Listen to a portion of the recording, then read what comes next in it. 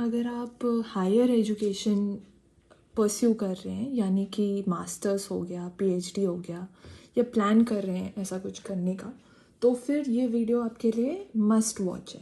क्यों? क्योंकि 8th पे कमीशन के क्या इफ़ेक्ट होने वाले हैं असिस्टेंट प्रोफेसर की सैलरी पे, ये हम इस वीडियो में डिस्कस करेंगे। और एक नंबर काफ़ी कोट होता है 2.5 लाख्स। क्या सच में इतनी सैलरी होने वाली है असिस्टेंट प्रोफेसर्स की एक बार ये कमीशन लागू हो जाता है? ये भी हम जानेंगे। So welcome to Legal Cafe, let's get started with the video.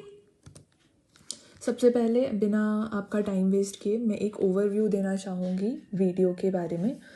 First we will discuss the current salary of the assistant professors, यानी कि अभी कितनी सैलरी है। Second, expected salary after 8th पे कमीशन, यानी कि कितनी सैलरी हम एक्सपेक्ट करें एक बार ये 8th पे कमीशन आ जाता है।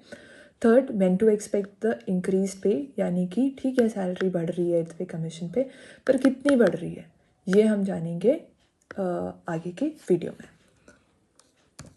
सबसे पहले करेंट सैलरी पे आ जाते हैं। करेंट सैलरी हमें मिलती है 7th पे कमीशन के हिसाब से। इसमें ये जो नंबर्स मैं लेकर आई हूँ आपके लिए, ये हैं अगर आप सेंट्रल गवर्नमेंट में असिस्टेंट प्रोफेसर्स हो। तो आपका बेसिक पे होता है 57,700। उसमें अगर डीए और एचआरए यानी कि डियरनेस अलाउंस, जो कि 53% का मतलब यहाँ पे ये है कि जो बेसिक पे होता है ना, इसी का 53% डियरनेस अलाउंस होता है और 30% एचआरए होता है। तो 30,000 और 13,000 ये हो जाता है। सब कुछ ऐड करके ये तीनों बनती है ग्रॉस स्टार्टिंग सैलरी, जो कि हो गई 1,05,000। इतना हमें मिलता है अगर सेंट्रल गवर्नमेंट के आप असिस्टेंट प्रोफेसर हो। और अगर आप स्टेट गवर्नमेंट के अंदर उसमें कोई किसी कॉलेज में असिस्टेंट प्रोफेसर हो, तो फिर इसी से लगभग 15,000 कम आपकी सैलरी होती है इन जनरल। ठीक है, अभी जो चल रहा है उसके हिसाब से। अब जानते हैं आगे क्या देख रहे हैं हम लोग। 8th पे कमीशन आएगा, तो 8th पे कमीशन क्या करेगा, सैलरीज को रिवाइज करेगा, जो कि इन्फ्लेशन के हिसाब से एडजस्ट होगा। दूसरा सवाल हमारा था कि कब से मिलना शुरू होगी ये रिवाइज सैलरी। तो एक्सपेक्टेड ये है कि जनवरी 1 से 2026 में, मतलब जो अगला साल होगा वो न्यू ईयर तो होगा ही, हैप्पी न्यू ईयर भी हो जाएगा अगर ये लागू हो जाती है तो। बाकी एक नया शब्द आप देख रहे होंगे, फिटमैन फैक्टर। इस वर्ड का मैंने अगली स्लाइड में और डिटेल में डिस्कस किया है। ये मैं बताना चाहूँगी कि जो पे कमीशन होता है ना, यही फिटमैन फैक्टर रेकमेंड करता है गवर्नमेंट को, और फिर गवर्नमेंट उसी हिसाब से सैलरी के लिए अप्रूव करती है कि कितनी बढ़नी चाहिए। तो देखते हैं फिटमैन फैक्टर क्या है। Fitment factor is a mechanism used to adjust salaries to account for inflation and the rising standard of living. यानी कि इन्फ्लेशन को आप समझ सकते हो महंगाई, ठीक है। तो जैसे जैसे महंगाई बढ़ रही है वैसे वैसे सैलरी भी बढ़नी चाहिए, है ना। तो फिटमैन फैक्टर बताता है कि किस प्रोपोर्शन में सैलरी बढ़े। अब जैसे कि मैंने आपको ऊपर दिखाया था 1,05,000 सैलरी थी 7th पे कमीशन के अंडर। अब अभी से 3-4 साल पहले 1 लाख अगर कोई हर मंथ विड्रॉ कर रहा है, बहुत अच्छी सैलरी है, बहुत कुछ अफोर्ड कर सकता है। बट आज की डेट में वो थोड़ा सा कम पड़ जाता है। तो उसी को मेंटेन रखने के लिए जो है फिटमेंट फैक्टर कैलकुलेट किया जाता है कि हाँ ठीक है, इन 3-4 सालों में कितना बढ़ा है, मतलब महंगाई, और कितने और प्रोपोर्शन में सैलरी बढ़ाने की ज़रूरत है कि स्टैंडर्ड ऑफ लिविंग मेंटेन रहे, है ना। तो इसी ऐसे ही हुआ था 7th पे कमीशन के टाइम पे भी।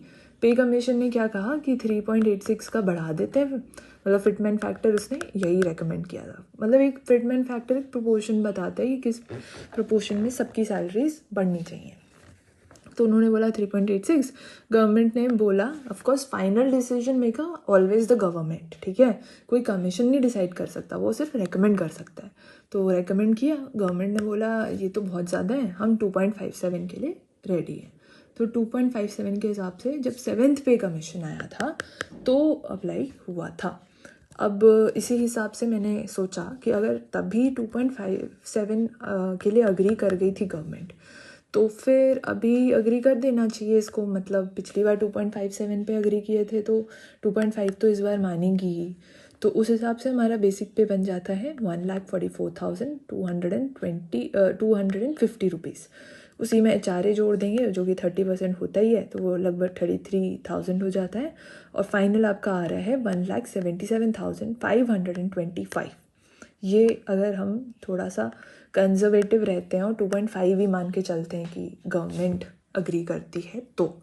बट अगर गवर्नमेंट फील्स कि नहीं 2.86 तो देना ही चाहिए, बहुत ज़्यादा महंगाई बढ़ गई है अब, या फिर हमें हल्का सा standard of living assistant professors का बढ़ाना है, सारे ही मतलब ये पब्लिक सर्वेंट्स का बढ़ाना है, तो वो 2.86 के लिए भी अग्री कर सकती है। अगर 2.86 रहता है तो नई बेसिक सैलरी बन जाएगी हमारी 1,65,122। उसमें 49,506 हमारा HRA जुड़ेगा, तो टोटल सैलरी आ जाती है 2,14,628। तो ये जो है रेंज है 1,05,000 से, जो हमने पहले देखा 1,77,525 से लेकर के 2,15,000 तक मान लीजिए सैलरी बढ़ने के चांसेस हैं। तो as promised I have delivered all the pointers that I said कि हम लोग कवर करेंगे। करंट सैलरी आपको पता है, एक्सपेक्टेड सैलरी आपको पता है, कब से एक्सपेक्ट करनी है ये भी आपको पता है। So I hope you found the video helpful and please subscribe to our channel the legal cafe, और इससे आप अपडेटेड रहेंगे। और अगर आप बेल आइकन दबा देंगे तो फिर आपको नोटिफिकेशन भी आएगा जब भी नया वीडियो डलेगा। अगर आपको कोई और डाउट है तो प्लीज़ कमेंट, हम लोग उसको आंसर करेंगे। और अगर आपको प्रीमियम कंटेंट का एक्सेस चाहिए तो please join our WhatsApp and Telegram. And that's it for today. Good luck and see you in the next video.